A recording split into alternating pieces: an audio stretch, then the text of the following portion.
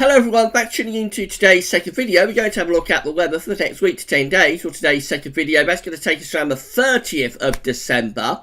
So we're heading towards the end of the month and the end of the year with week to 10 day video update time frame. Now we'll be able to extend out beyond that with the extended GFS and ECM ensembles. They run to around a couple of weeks. So we'll have a look at CFS at the end of the video for January.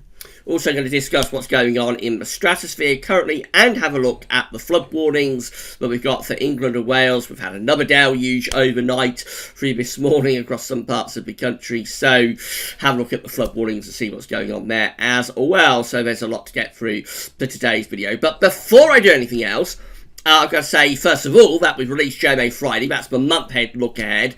And that's taking us through the rest of December and into the middle part of January. So have a look at JMA Friday, see what's going on there. And I've also got to say, thank you so much to our latest PayPal donor. So I've had a donation through PayPal. This person would like to stay anonymous, which is absolutely fine. If you would like to donate to Southwesterlies but stay anonymous, and there's no problem in doing that, just let us know through the little box that you can write a comment with when you make your donation. We'll email you anyway to check that you want to mention. But also, if you could just write a little note in the box that you have here on the page when you make your donation, then that makes it even easier for us to know that you would like to stay anonymous. So there's no problem with that, but this person knows who they are. So I'm just going to say a big thank you to you, Anonymous, for your donation. Thank you so much for doing that for Southwesterlies. So if you'd like to become a donor for Southwesterlies, as Anonymous has done,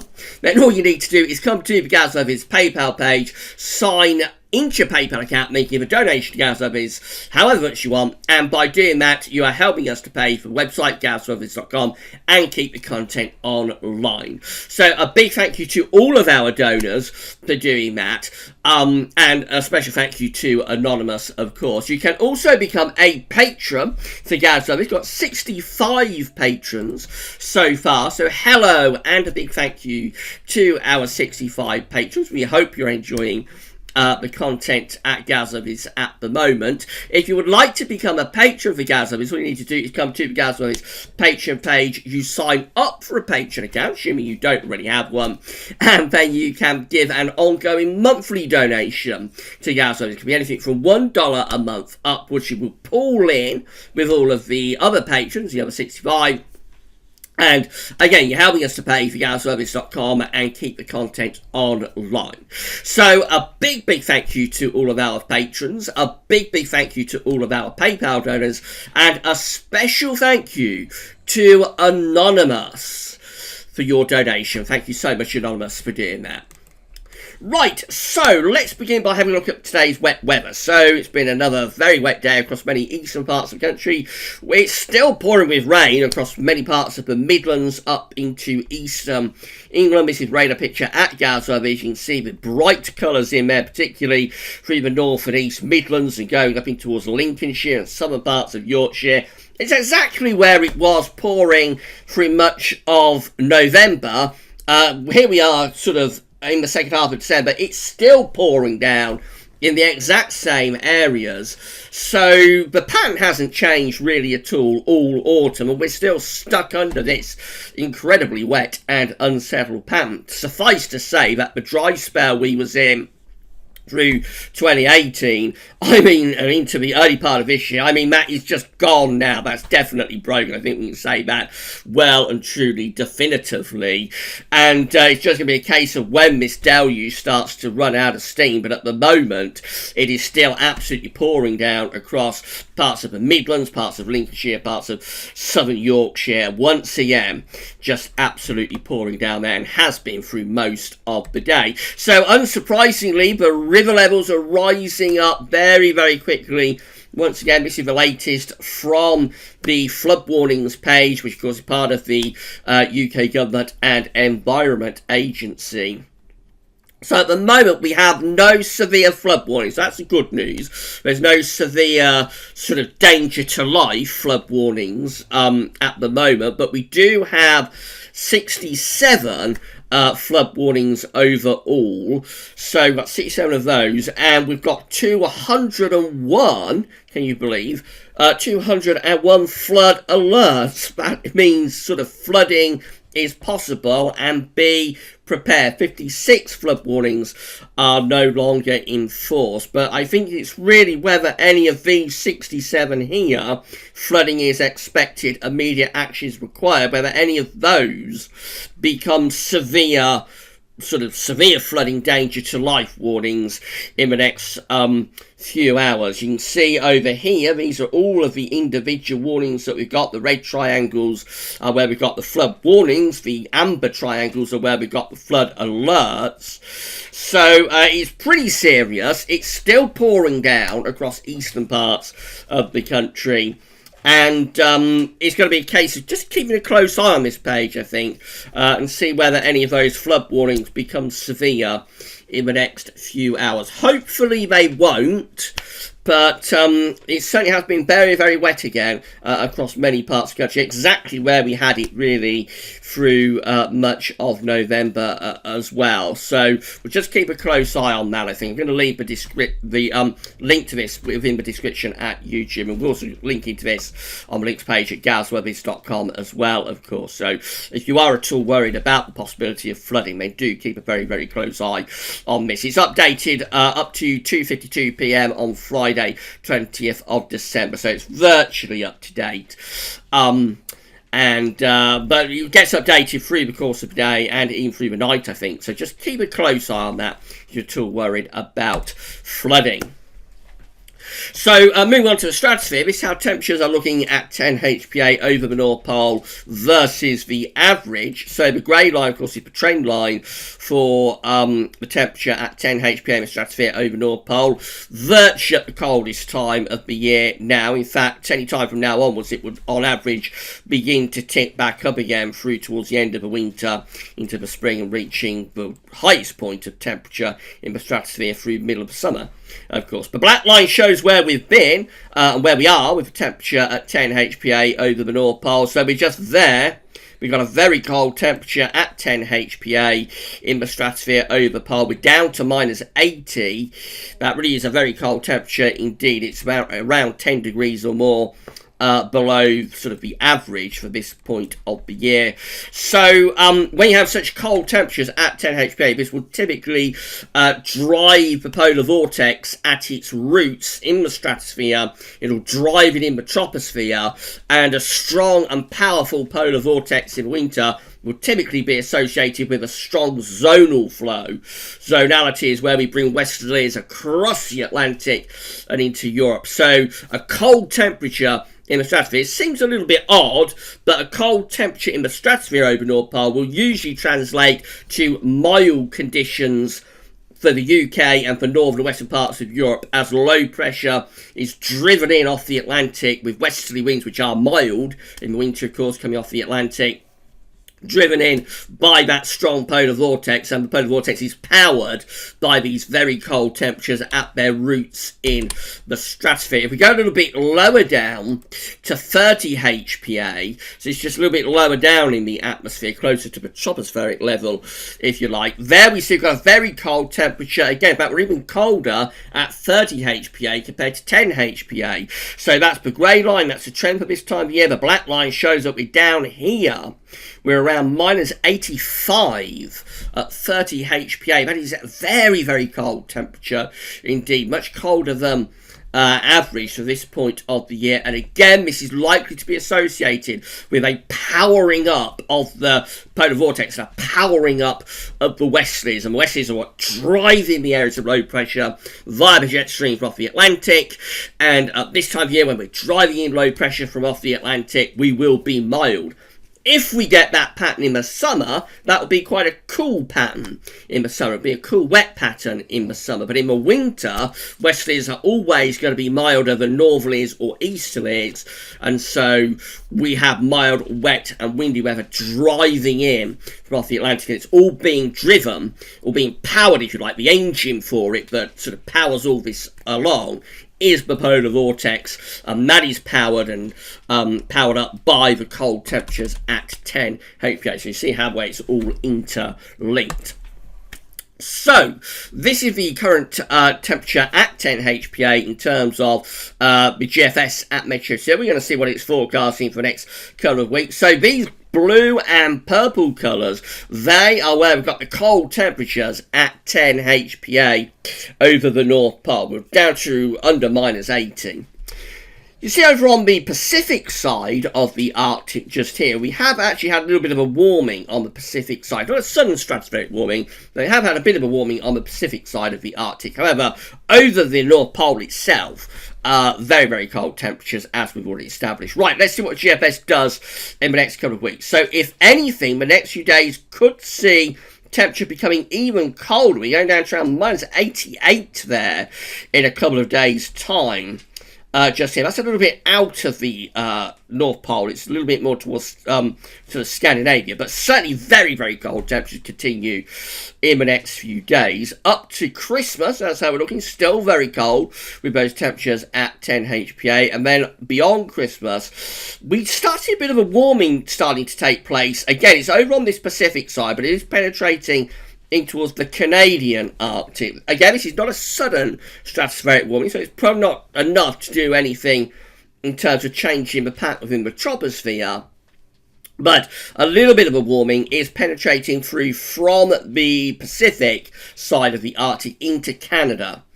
However, still over the North Pole itself, and particularly on our side of the North Pole, we remain very cold with those temperatures at 10 HPA up to 28th of December. Let's run through the extended range. This is what happens. So we keep those blue and purple colours rooted there over the Arctic into the new year. However, the opening days of January do start to see a bit of a warming taking place over Siberia. So that's how we finish up with this GFS run in terms of the stratospheric forecast. This is for the 5th of January. Looks like there's a significant warming beginning to gather over Siberia. Not yet moving into the Arctic itself, of course, and into the North Pole. But certainly over Siberia have got quite a significant warming taking place there. But it's not a sudden stratospheric warming yet, but it could be going in that direction. However, I have to re-emphasise, this is the 5th of January. It's 2 weeks away.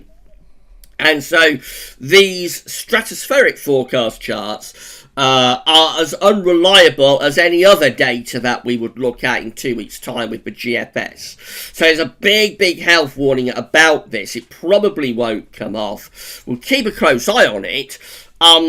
But yeah, he's definitely going for quite a significant warming there over Siberia by the 5th of January. But that's a very, very long way off, and it's as unreliable as any other data would be at 384 hours away. The further on into winter we go, the greater the chance that we get a sudden stratospheric warming. So, I mean, as we go through January and even into February, further on we go, the greater the chance we're going to see a significant warming or even a sudden stratospheric warming. So it will be something that we'll be keeping a very close eye on through the next few weeks and the next couple of months, of course. But certainly up to sort of New Year, we're going to keep these very cold temperatures going over the North Pole in the stratosphere. That's the main takeaway, I think. And so that's likely to continue to drive in unsettled and probably relatively mild weather too. These are the GFS upper air temperature and precipitation ensembles for the next couple of weeks. We're at West Bromwich today. This is another suggested location for this part of the video. So if you'd like to have your local town or city featured within this section of the video, please let us know through the comments at Gazovitz, or you can email us at gazovitz@gmail.com, or you can ask us through our Facebook and Twitter accounts. We link to everything within the description at YouTube and on gazovitz.com. So we're very easy to get hold of. If you would like to have your local town or city featured, then we're happy to do so. So red line is the 30-year upper air temperature average for West Bromwich, and we're starting off relatively mild at the moment, although the temperature has come down a little bit compared to yesterday. Actually running up towards Christmas, we go a little bit colder. Around Christmas Eve, Christmas Day, temperatures go a little bit below average, but it's not long at all just beyond Christmas before those temperatures are lifting up again. So it looks like between Christmas and New Year we actually turn quite mild. And then beyond that, I think the general thrust of the ensemble is to keep things mild or very mild. There are, as there have been for the last week or two, continuing to be these cold outliers down here. Some of them are, yes, very cold, particularly this green one just here. That goes down to a very cold level, like minus 14.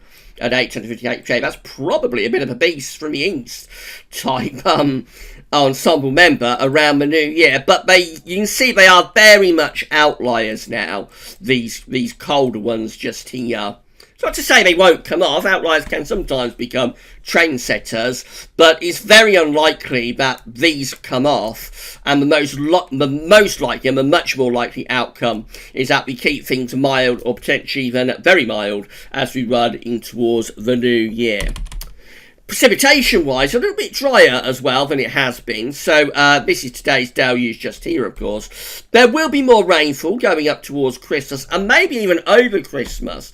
Can't rule it out. Yesterday it looked like we were going to have a dry and cold sort of Christmas day and possibly lasting to Boxing Day. That's a little bit more uncertain today, if anything. I think the Atlantic is just so active and taking so much stopping and slowing down that even over Christmas we can't rule out the chance that we might have some wet weather, unfortunately. Beyond that, though, possibly we do see a drying trend there as we're running towards the new year. So we may be, but we're coming to the end of the worst of this very wet weather. We shall see about that. But certainly there's a bit of a drying trend there as we look towards the new year, certainly for West Bromwich anyway. Temperature anomalies from the 20th to 28th of December are a little bit above average. It's not a particularly big deviation, but certainly on the margin of an average side for England and Wales, nearer normal for Scotland and Northern Ireland. Precipitation anomalies drive an average now for northern parts of the country. So Scotland and Northern Ireland coming away with a drier than average anomaly from the 20th to 28th of December. England and Wales close to, or for eastern areas, possibly still a little bit above average. That is taking into account today's deluge, though, in the east. So once that's out of the way, these may trend a bit drier, even for England and Wales. That's how the GFS is looking for Monday. This is 6 o'clock run of the GFS, of course. Rather showery and quite cool westerly winds on Monday. There's a little bit of a trough moving through overnight Monday to Tuesday, Christmas Eve. That could bring some showery rain to the south. That's Christmas Day. 6 o'clock in the morning Christmas Day. We're under a slight bump of high pressure. So hopefully that will hold on long enough to give us a dry Christmas Day and quite a chilly Christmas Day too. Maybe some frost, particularly so for northern parts of the country, to start Christmas Day. But you see, even as early as 6 o'clock in the morning on Boxing Day, the next low is sort of pushing in. And there is a chance this low could even come in on Christmas Day itself. So, as I say, it's not as clear-cut today as it was yesterday for Christmas Day to be dry and cold, I'm afraid. Hopefully the region will hang on just about long enough to give us a dry and chilly day. But by Boxing Day, already turning wet and windy in the west. And then, once that gets out of the way, we start to draw up these long-fetched southwesterly winds. So if you follow the ice bars back, you can see the areas originating from around here, from the Azores, wafting up into the UK. So that's turning us very mild by the 27th of December. And then running up towards day 10, we keep these very mild southwesterlies pumping up across the country. We can set up an area of high pressure over France, Spain and the Mediterranean. So if you want cold weather, that's as bad as it gets. Look away now when you get these high pressures setting up over France and the Med. Low pressures out here, and all that happens is that you just draw up these long fetched southwesterlies from the Azores and from the Canary Islands, or sometimes sometimes even further south than that, sometimes from as far south as the Cabo Verde Islands, and you just draw them up and waft the air in. So that could well be seeing temperatures by day 10 up to like 12, 13, 14 degrees, a taste of spring as we're moving towards the new year there with that southwesterly. By New Year's Eve, it's cut off as low pressure rolls in over the top of the ridge, and we turn cooler and bring in a northwesterly, so that lowers the temperatures back to something a little bit more sensible. And then through the first week of January, unsettled, and that's how we look as we get to the end of GFS run, which is to the 5th of January. Winds are in from the northwest, so it's turning a bit cooler, but the broad pattern is still driving in off the Atlantic with areas of low pressure, and so up to the end of GFS run, it's looking quite mild, really. GM looks like that, so rather showery for Monday on Christmas Eve and Christmas Day. Again, we're having a go at building up some higher pressure, but nowhere near as clear-cut as it was yesterday, but we settle things down. That's midnight, sort of Christmas night to Boxing Day, and look, low pressure coming in off the Atlantic, so that will bring wet weather into the west as early as Christmas Day afternoon, unfortunately. That low becomes quite a major feature and clears away into the North Sea. As it does so, it pulls down these cold northerlies for Friday 27th of December. So at this point, the GFS is wafting up along Fetch southwesterly, but GM is pulling in quite a cold northerly. Probably cold enough for wintry showers, I would have thought, in northern parts of the country. And then this ridge topples in, that settles things down as we run up towards the new year, and will be quite cold under that ridge, especially so for England and Wales, with a risk of some frost and some fog. So the GM is quite a lot colder between Christmas and New Year compared to the GFS. And then the ECMWF looking rather showery for Monday. That's Christmas Eve, Tuesday, so again looking a bit showery, particularly from the north. We're trying to get a bit of a ridge going for Christmas Day. That does settle things down, I think, for Christmas Day with the ECM, so that's the best of the three in terms of settling things down for Christmas Day and giving us a dry but quite chilly, seasonable feel. But as early as the 27th of December, again, we're fetching in those southwesterlies. Here they come again. So we turn much milder between Christmas and New Year as the air pumps up from the Azores. That's how we look at day 10 with the ECM. Very similar to the GFS, actually. Monday the 30th of December has high pressure over Spain, and we're drawing up those southwesterly winds.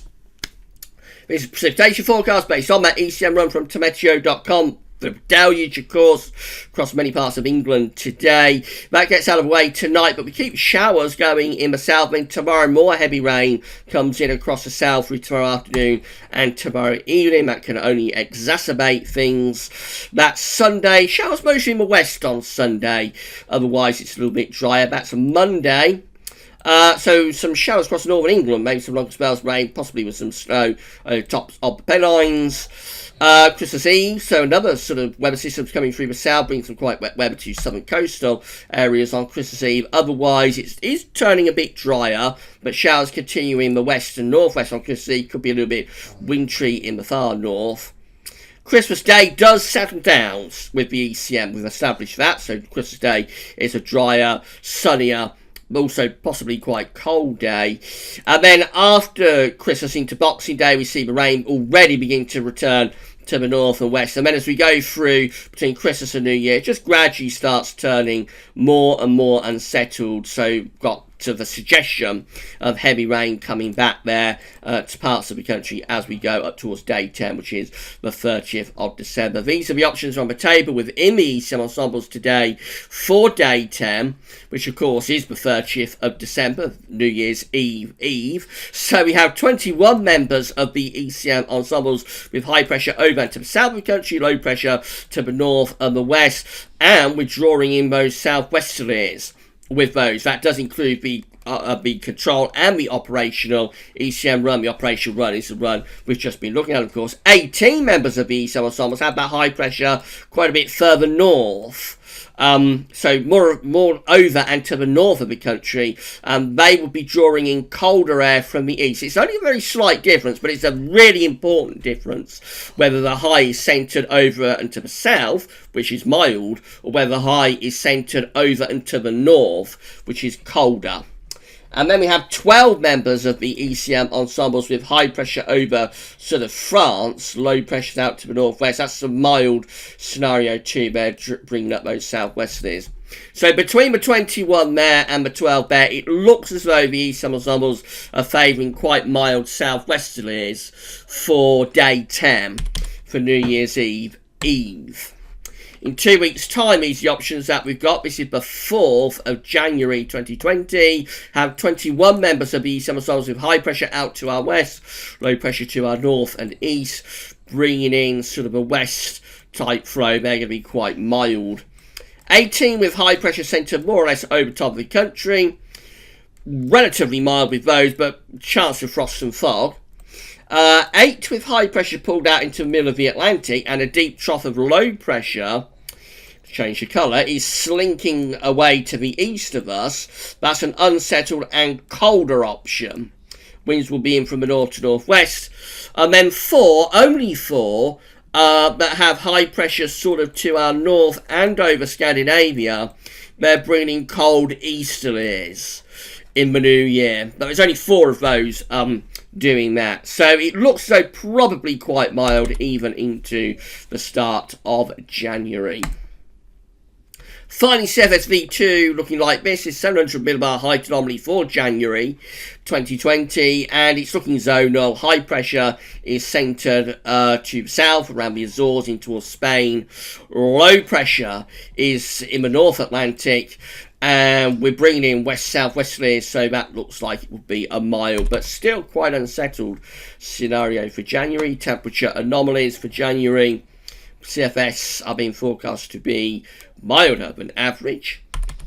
And precipitation anomalies finally for January 2020, average to a little bit above average. It looks like it's a westerly zonal type month for January, if the CFS is right. Of course, that's a big if, because we know the CFS is unreliable at the best of times, but it would be in line with what we've had not just for December, but for months and months, I suppose. We shall see about that. We leave January alone for now. I think the more reasonable time frame is the next week to 10 days, and it looks pretty unsettled, really, I have to say, as we go up towards Christmas. And there is a bit of doubt about whether we can even pull off this drier, colder interlude between Christmas Eve and Boxing Day, but did look quite well set yesterday.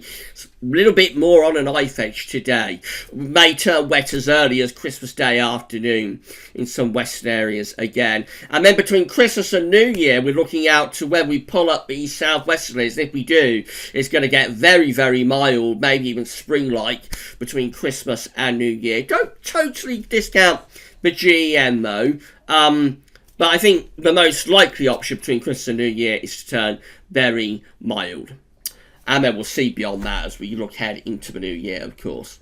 Bit of an exciting one today. I had a lot to talk about, so I hope you found it interesting and informative. There's no weekend forecast tomorrow.